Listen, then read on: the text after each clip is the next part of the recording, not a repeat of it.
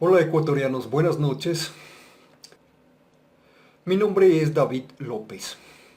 Hacemos este video porque habíamos notado ciertas irregularidades para la consulta popular del día 16 de noviembre del año 2025.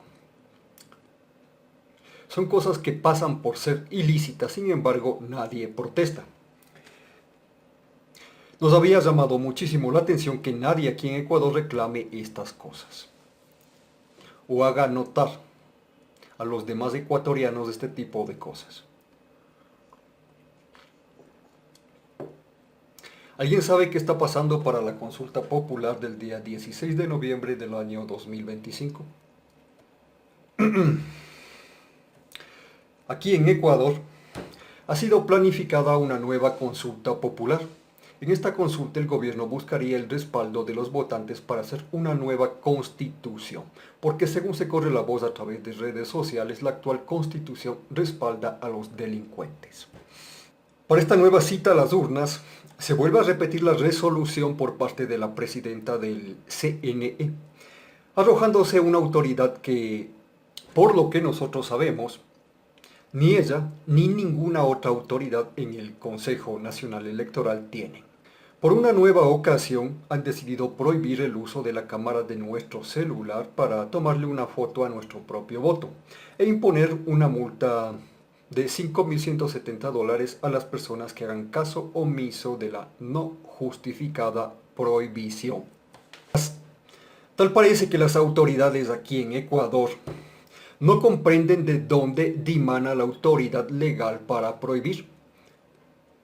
No solo que la presidenta del CNE parece desconocer cuándo les queda justificada a las autoridades la autoridad para prohibir. Al parecer, el desconocimiento de este tema trasciende a todo el Tribunal Contencioso Electoral, también a los legisladores, al presidente e incluso a todas las firmas de abogados en este país, pues esta prohibición, aunque no es legal, está pasando en las narices de todos y de todas. Hasta donde yo puedo advertir, el dinero que ellos recauden de dicha prohibición se llama usura. En el video anterior insistimos en que no se debe confundir la autoridad para prohibir y la autoridad para impedir. En el video anterior hicimos algunas aclaraciones en torno a la pregunta: ¿cuándo procede el ejercicio de dicha autoridad? En este mismo canal puede usted revisar las aclaraciones que hicimos en torno a este tema en el anterior video. En primer lugar, las decisiones que las autoridades toman están condicionadas por la normativa, y la normativa tiene 4 formas: los principios, el reglamento, las normas y las políticas.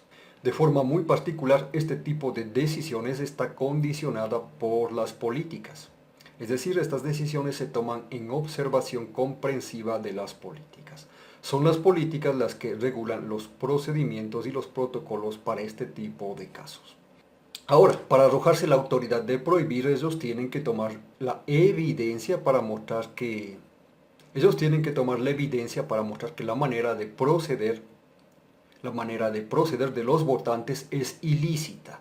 Pero si la forma de proceder de los votantes es ilícita, los votantes en su forma de proceder necesariamente estarían cometiendo o una fechoría, o una felonía, o un delito, o un crimen. Por las fechorías se les identifica a los villanos, por las felonías se les identifica a los rufianes, por los delitos se les identifica a los delincuentes y por el crimen se les identifica a los criminales. Entonces, y solo entonces, se puede decir que la manera de proceder es ilícita. Está claro que la libertad de usar la cámara de nuestro celular para tomarle una foto a nuestro propio voto no es en modo alguno ilícita, ni siquiera es indebida, mucho menos es ilícita.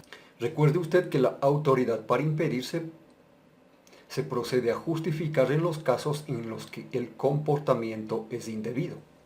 Entonces, si usted no es un villano, si usted no es un rufián, si usted no es un delincuente, si usted no es un criminal, si usted no está cometiendo una fechoría, ni está cometiendo una felonía, ni está cometiendo un delito, ni está cometiendo un crimen, entonces las autoridades, en su autoridad legal para prohibir, simplemente no tienen autoridad legal para prohibir. Así de sencillo, nada más. Según Diario El Universo, la disposición del CNE de prohibir que la gente tome una foto a su propio voto se mantiene tras denuncias recibidas en 2025 sobre presuntas presiones a ciudadanos para fotografiar su voto como comprobante de apoyo a determinados movimientos políticos, a cambio de incentivos económicos. Eso es lo que nos cuenta Diario El Universo. Eso es lo que nos cuenta Diario El Universo con ocasión de la consulta popular. Bueno, parece que así de absurdo es el justificativo para tomar dicha resolución. No sabemos ni quiénes son los presuntos denunciantes, ni cuántos denunciantes son para que se justifique la decisión de prohibir. Hasta donde sabemos, bien podrían ser denunciantes pagados. Denunciantes que han recibido un incentivo económico para poner la denuncia. Cabe presumir que de esta forma la presidenta del CNE, en adhesión o simpatía a ciertos intereses de naturaleza política que le respaldan, estarían simplemente ideándose un justificativo para prohibir algo que ellos querían prohibir. Y aun cuando las presuntas denuncias a las que hacen referencia resultasen ser honestas, honradas y sin esconder algún tipo de intención disimulada, aún así saltaría a la vista que dicho justificativo resultaría burdo e insuficiente. Al prohibir que la gente le tome una foto de respaldo a su propio voto, se está vulnerando la transparencia del proceso electoral. Y la transparencia del proceso electoral es para garantizar la honestidad y la honradez en el proceso. Hasta donde sabíamos, allá en abril del año 2024 hubo una consulta popular y si no me equivoco, en dicha consulta se dio un escándalo. Una señora se percató que estaban manipulando las papeletas de sufragio y sacó su celular. Con la cámara de su celular grabó lo que en ese momento estaban haciendo. Ese video se subió a redes sociales y se armó un pequeño escándalo que las autoridades trataron de silenciar. Si yo no infiero mal, de esos incidentes tuvieron la motivación para prohibir. Y prohibir de forma no justificada que los votantes usen la cámara de su celular para tomarle una foto a su propio voto. Ese video del pequeño escándalo andaba circulando por redes sociales. Yo mismo creo que tengo una copia de ese video, pues estimamos que era información relevante para conservar en mi archivo de información noticiosa. De hecho, las votaciones que tuvieron lugar en abril del año 2024 no fueron las únicas votaciones donde se reportaron irregularidades que incitan a la sospecha. Sospechas sobre la honestidad y la honradez que la gente debe procurar en el proceso electoral. Sinceramente creemos que los reportes de ocasiones pasadas sobre situaciones sospechosas en el proceso electoral les venía colmando la paciencia a ciertas personas que venían buscando el poder y que habían llegado a ocupar algún cargo de autoridad. Y el hecho de que la gente empezara a reservarse pruebas de situaciones sospechosas con la cámara de su celular, yo creo que esa situación les hizo decidir de ese modo, llegándose a atribuirse a sí mismos una autoridad de prohibir que en realidad ellos no tienen. Es una autoridad que no les queda justificada y si no les queda justificada no es legal. Venía repitiéndose esta situación ya por varios años en todas las consultas populares que se venían realizando y también en todas las votaciones para elección de autoridades. En redes sociales venían denunciando constantemente que había ciertas irregularidades en el proceso. Parece que la gente venía detectando situaciones sospechosas. Y parece que al grupo político que está ahora en el poder no le gustó que la gente use su celular para reservarse pruebas respecto de esas situaciones. Y se inventaron un justificativo. Bueno, esto por un lado y en primer lugar. Ahora, en segundo lugar hay una situación de la cual se le ha persuadido a la gente. Esta situación apunta a que se comete un error en el uso de la razón. En el uso de razón. Algunas personas respaldadas por ciertos libros de teoría política dicen que el llamado sufragio secreto es uno de los 5 principios básicos del derecho a sufragar. En el video anterior observamos que no se trata de un principio. Si no es un principio, no sabemos con exactitud quiénes concertaron en dicha convención. Lo cierto es que, sin referencia a nuestros deberes de honestidad y de honradez, no hay más derecho para asegurar que el voto debe ser privado, ni hay más derecho para asegurar que el voto debe ser público. No sabemos por qué ellos andan anunciando que el sufragio secreto es un principio. Pues un principio no es. Eso es uso incorrecto de conceptos. Usted debe saber que la transparencia del proceso electoral es para reducir al mínimo la oportunidad de engaño y la oportunidad de que la gente sea perjudicada. Por esa razón se exige la honestidad y se exige honradez. Por esta razón es deber de las políticas implementar procedimientos y protocolos para que la gente tenga la certeza que al participar de dichos protocolos no es vulnerable a ser engañada.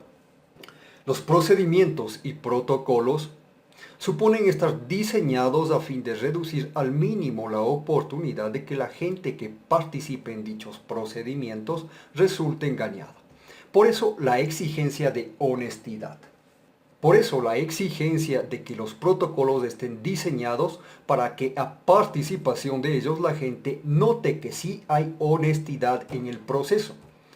Por otra parte, es deber de las políticas diseñar procedimientos y protocolos a fin de que la gente tenga la certeza que al participar de dichos procedimientos se está reduciendo al mínimo la oportunidad de que la gente falte en honradez. Esto con el fin de que al final la gente no se vea perjudicada. Por eso se exige honradez. Bueno, usted debe saber que en referencia a estos deberes es que se discute el derecho a que el voto sea público o que el voto sea privado. Sin referencia a estos deberes no habría más derecho a decir el voto debe ser privado, ni más derecho a decir el voto debe ser público. Cada quien tendría libertad de decidir si está bien que su voto sea público o decidir que su voto sea privado. Por esta razón es que a nosotros nos extraña tanto que el voto sea privado. Pues la única manera de garantizar la honestidad respecto al escrutinio y el conteo de votos es que el voto sea público. Si el voto es privado, la certeza que puede tener la gente sobre si hay honestidad y honradez en el proceso electoral es una certeza casi risible. Si el voto es privado, la gente, aproximadamente 18 millones de ecuatorianos, tendrá que acogerse a confiar y a creer de buena fe que realmente están siendo honestos en el conteo de votos y honrados en el escrutinio de las papeletas que realmente fueron usadas por los votantes al sufragar. Por mucho que las autoridades aseguren con sus labios que ellos sí están siendo honrados y honestos, la gente en este caso no tiene más opción que creer de buena fe que así es. Por mucho que ellos sigan ingeniándose garantías, con cámaras de seguridad que son supervisadas por un grupo de personas que ellos designan, y con todos los ingenios que a ellos se les pueda ocurrir, mientras exista la posibilidad a que las cosas se hagan de forma privada y con las puertas cerradas, todas las garantías que ellos pueden pretender seguirán dejando espacio a burlar la confianza que uno puede tener en estos procesos. No hay que ser un experto en política para comprender que la única forma de garantizar que el conteo de votos es el reflejo justo y verdadero de la decisión que tuvieron los votantes al aportar con su voto es que el voto sea público.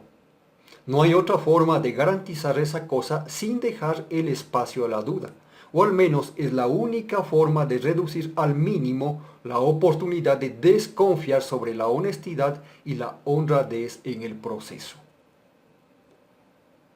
Es la única forma de asegurar la transparencia ante todos los ecuatorianos. Una nota. Creo que debería quedar un archivo de todos los votos a disposición de todos los ecuatorianos.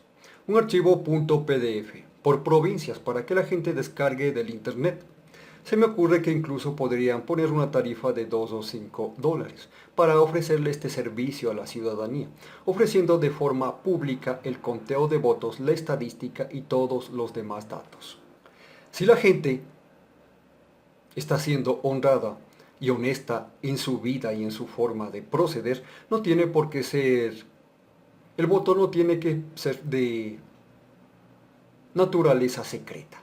La necesidad de que el voto sea secreto solo es una prueba de que la gente no está dispuesta a ser ni muy honesta ni muy honrada. De otra forma no tendrían problemas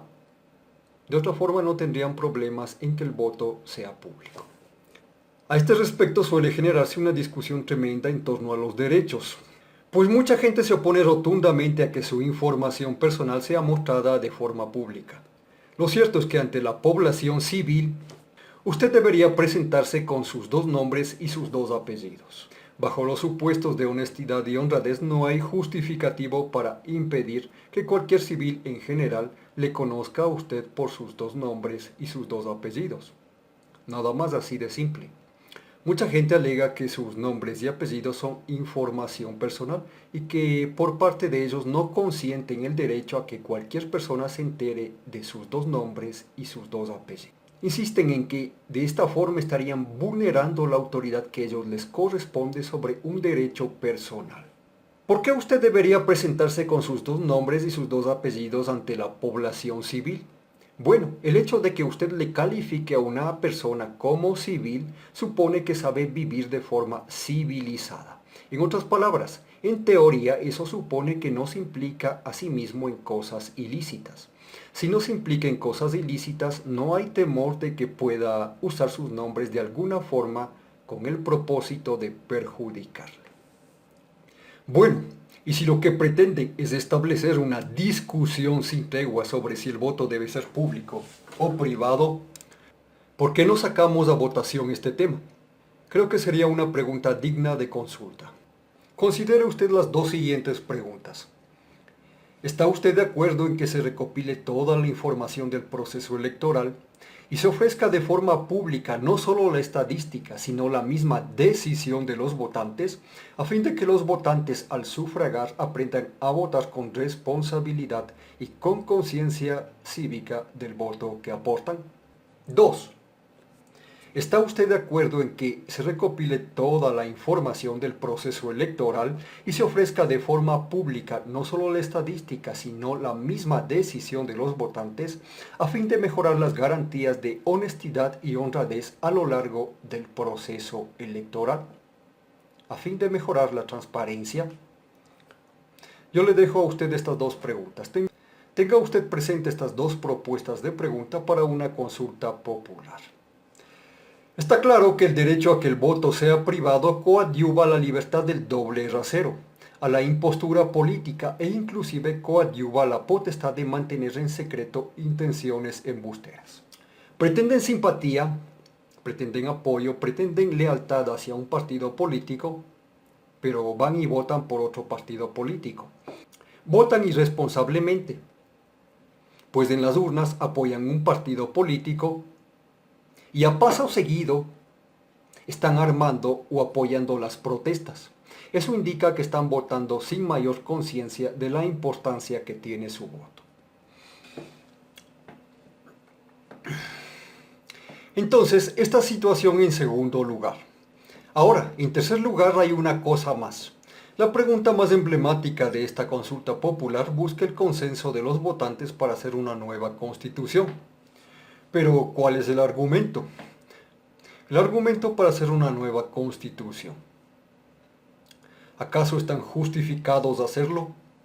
Hasta ahora solo se ha dicho, y sin mayor explicación, que la actual constitución es una constitución que respalda a los delincuentes.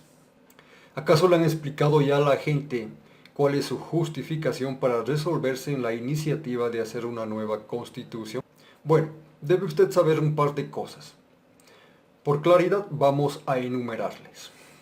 Lo que coloquialmente llaman normativa, atendiendo a su finalidad y propósito, tiene 4 formas. Los principios, y por principios nos referimos a los principios del derecho y los principios de la ética. 2i, las normas. 3i, el reglamento. Y 4i, las políticas. Aquí tiene usted las bases racionales para legislar. La legislación tiene el propósito de asegurarse que al hacerse las cosas se hagan de forma legal.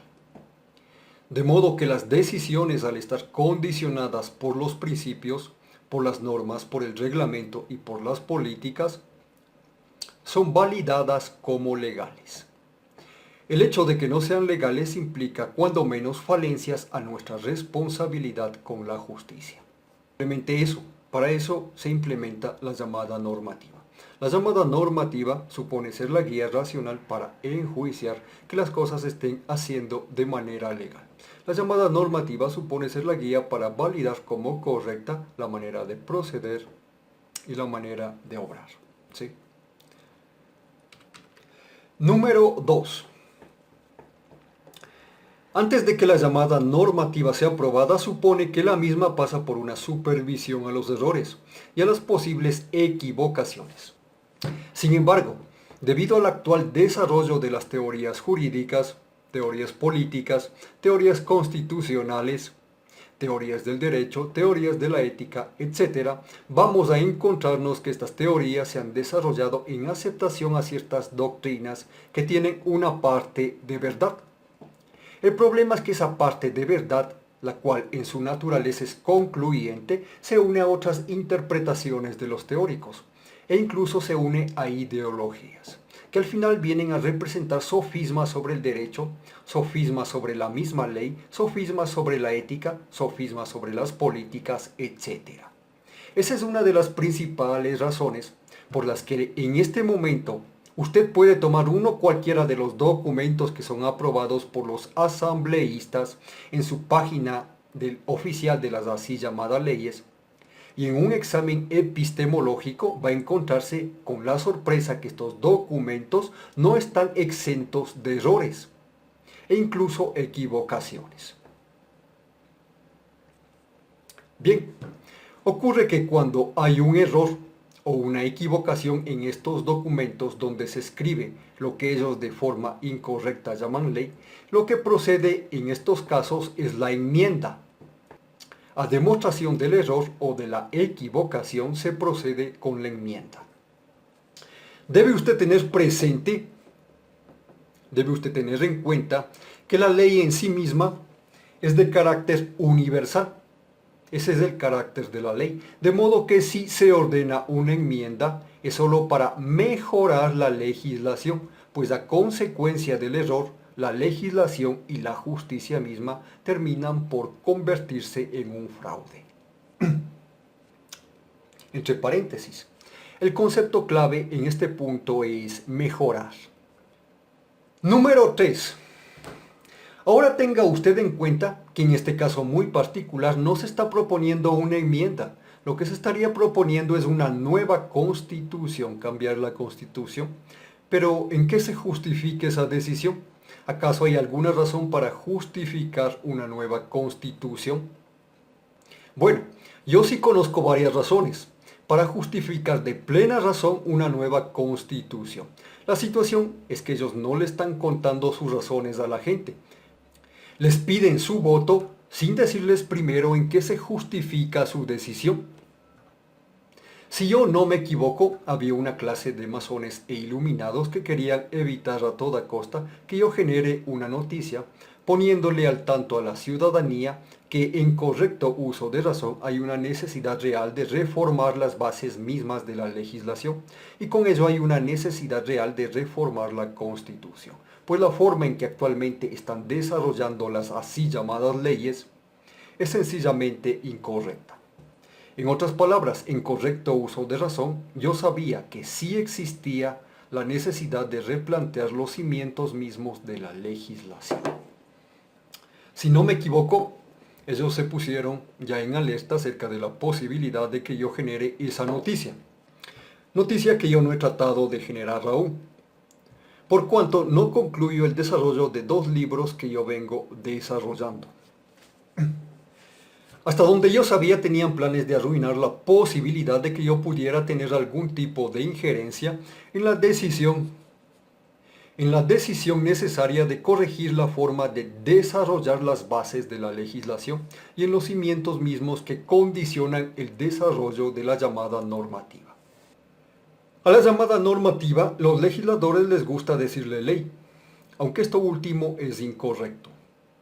Bueno, ya en el caso de que sí exista una necesidad de reformar las bases mismas que condicionan el desarrollo de la normativa, usted debe tener presente una cosa. Vamos a puntualizar de qué se trata. Una enmienda. Una enmienda supone la necesidad de corregir un error o una equivocación. Y la corrección del error o de la equivocación supone una mejora. Un error o una equivocación nos indica que al escribir la normativa no están usando la razón correctamente. Si no están usando la razón correctamente, procede la corrección. Ahora, una reforma no supone solamente una mejora. Eso supone un avance en las bases mismas de la legislación. Lo que usted debe comprender es que no importa que se trate del presidente de la República o del presidente del Consejo de Administración Legislativa. Si se va a proceder con una enmienda, ellos deben demostrar el error, pues la corrección del error supone necesariamente una mejora. Solo bajo el supuesto de que hay una mejora se les justifica a las respectivas autoridades en su autoridad de proceder con una enmienda. Ahora, si hay una reforma, las personas al frente de la reforma deben demostrar que el replanteo a las bases mismas de la legislación supone un avance. En este caso, no se trata solamente de un error al escribir la normativa, sino que surge alguna situación que pone de manifiesto que había algún tipo de desconocimiento en las mismas teorías del derecho, teorías de la ética, en las teorías políticas, en las teorías de la ley, etc.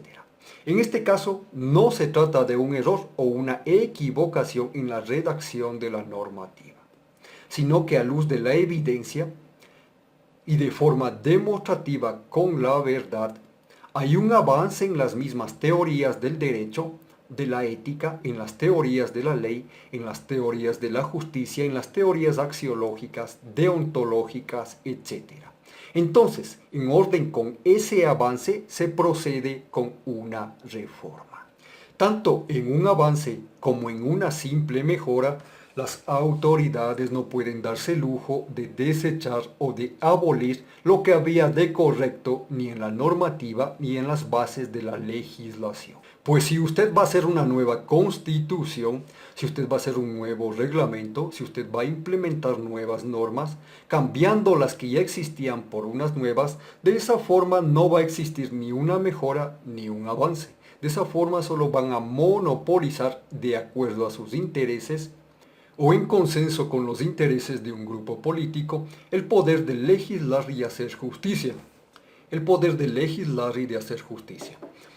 Si no es en pro de una mejora o de un avance, no habría garantía de que las autoridades en el trabajo que están haciendo están procurando que las cosas se hagan de forma legal.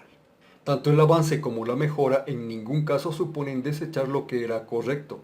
Usted debe entender que la ley en su misma naturaleza es de carácter universal.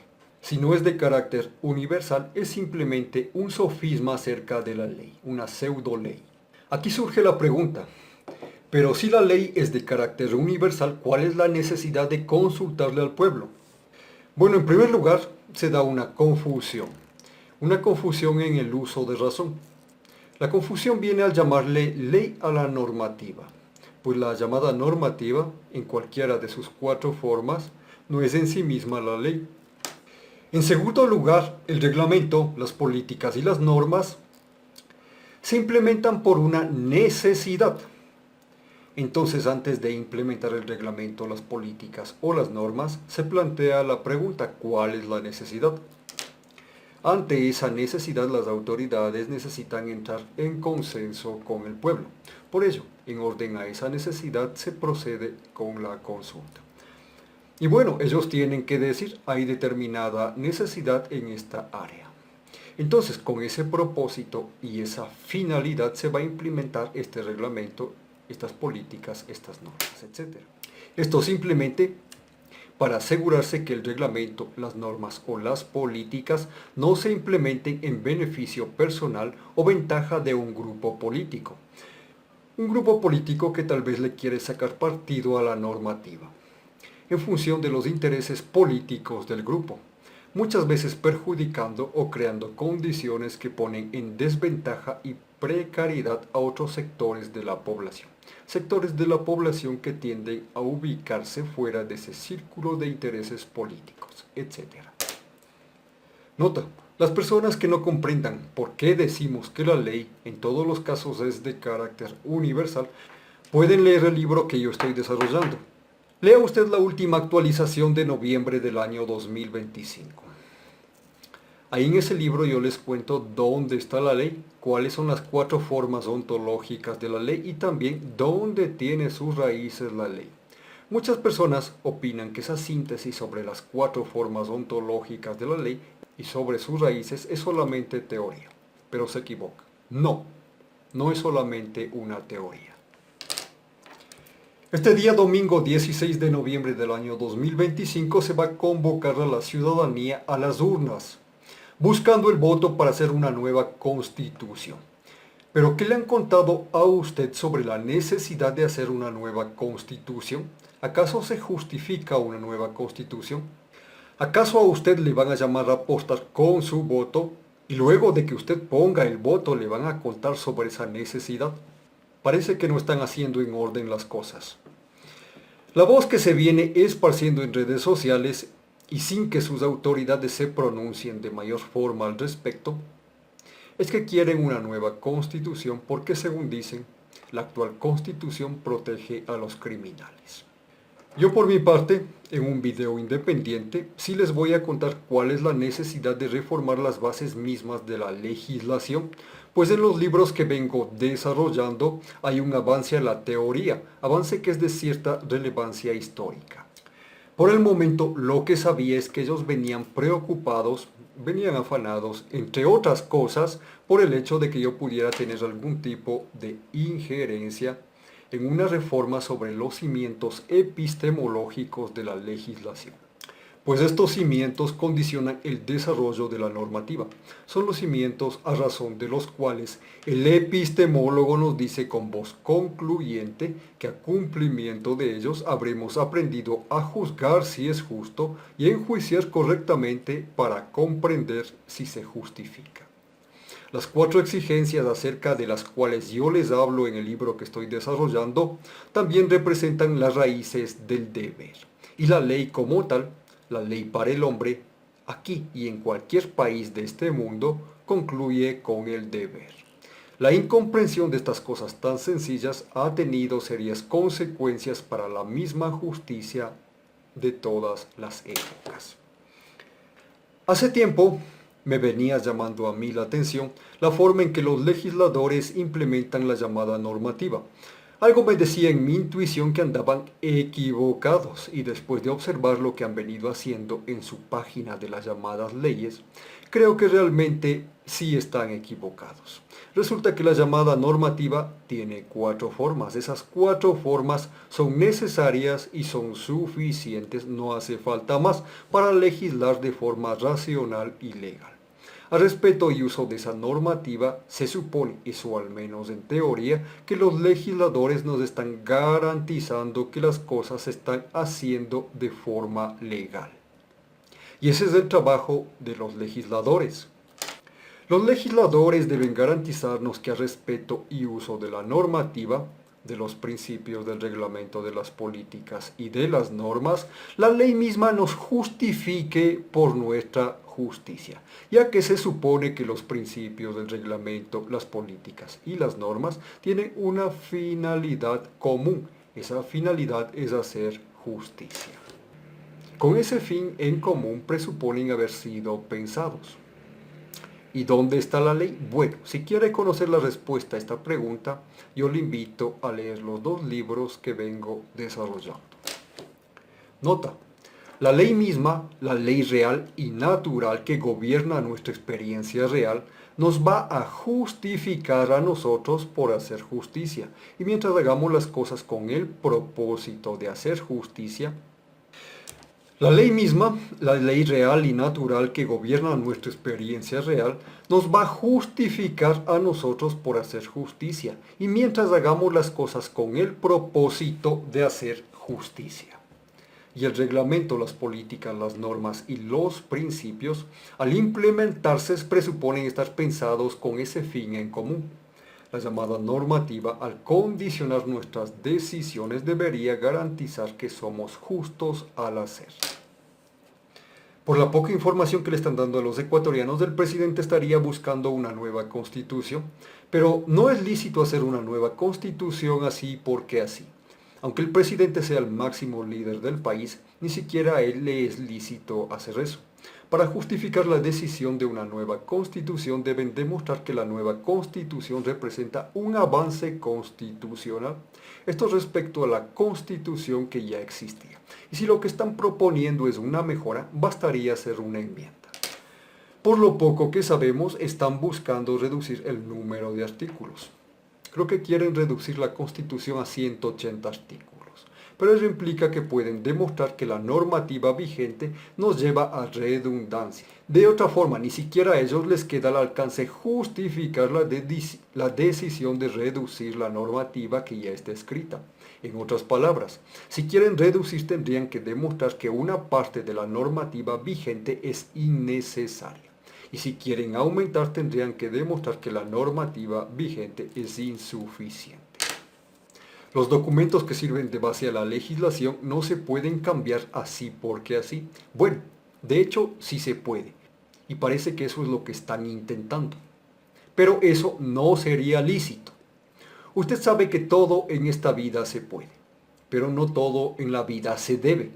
Para probar que sí se puede hacer algo que no es lícito, basta poner un ejemplo donde ya se hizo algo que no es lícito.